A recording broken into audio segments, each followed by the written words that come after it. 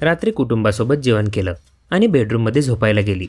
सकाळी पोलीस आले आणि आईवडिलांच्या पायाखालची जमीनच सरकली। काय आहे नेमकं प्रकरण ते पाहण्यापूर्वी चॅनलला सबस्क्राईब करायला विसरू नका।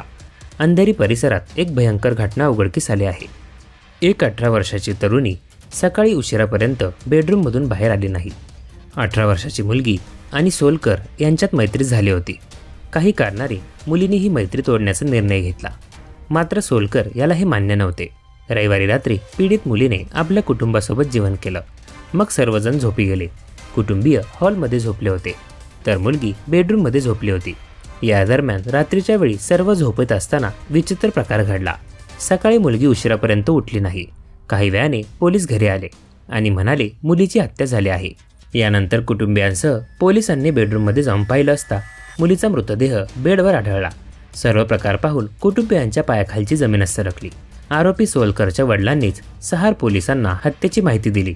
यानंतर पोलीस मुलीच्या घरी दाखल झाले आणि प्रकरणाची शहानिशा केली। हत्या केल्यानंतर आरोपीने स्मशानात जाऊन स्वतःला संपवण्याचाही प्रयत्न केला। वडिलांनी दिलेल्या माहितीनुसार पोलिसांनी स्मशानात जाऊन आरोपीला अटक केली। पोलीस अधिक तपास करत आहेत।